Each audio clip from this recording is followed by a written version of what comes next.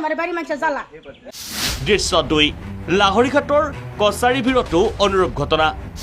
বিৰোধী প্ৰাৰ্থীৰ সমৰ্থকৰ ঘৰত গুণ্ডা বাহিনীৰ ভয়ংকৰ আক্ৰমণ ঘৰত আক্ৰমণ কৰি ক্ষান্ত নথকা গুণ্ডা বাহিনীয়ে জ্বলালে বাসগৃহ কছাৰী বৰিগাঁও পঞ্চায়তৰ 9 নম্বৰ ৱাৰ্ডৰ বিজয়ী প্ৰাৰ্থী ৰজিনা লাইলাৰ বিজয় ৰেলীক কেন্দ্ৰ কৰি হিংসা মুখ্যমন্ত্ৰীৰ কঠোৰ নিৰ্দেশনাক অৱমাননা কৰি বিজয়ী প্ৰাৰ্থীয়ে উলিওৱা ৰেলীয়ে ঘটালে অথন্তৰ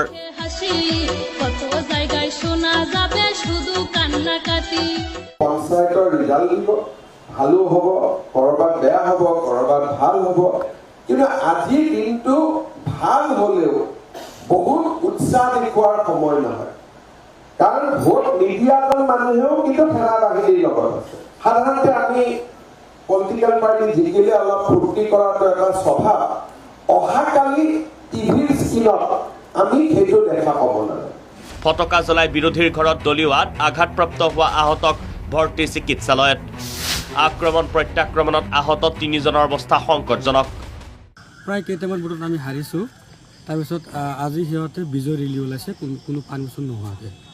বিজয় ৰেলী ওলাই আমাৰ ঘৰৰ আগপিনে আহি ফটকা ফুটাইছে আমি একো কোৱা নাই কোনে ফুটাইছিলে সেই বিৰোধী পাৰ্টীয়ে জিকা পাৰ্টীয়ে নিয়ামুল হকৰ পাৰ্টীয়ে ৰজিনা লাইনা তেওঁৰ নাম তাৰপিছত ইয়াৰ পৰা গৈ আমাৰ মামাৰ ঘৰত গৈ তাতে ফটকা মাৰি ঘৰ চৰ ভাঙি মামাক পিটনা দিছে এতিয়া মামা হস্পিটেলত আছে 3টা মানুহক মাৰিছে ইক্ৰামুল কুদ্দুছ আলী আৰু বাকাৰ আলী তেখেত 3জন মাৰিছে তেতিয়া 3জন মৰিগাঁও চিভিলত আছে এতিয়া বৰ্তমান তেওঁলোকে কি আজি ৰেলী ওলাইছিলে উইদাউট পাৰমিশ্যন বিজয় ৰেলী আপোনাৰ মামা একে ৱাৰ্ডৰ নেকি হয় একে ৱাৰ্ডৰ মানুহ দৃশ্য 3 চাপৰৰ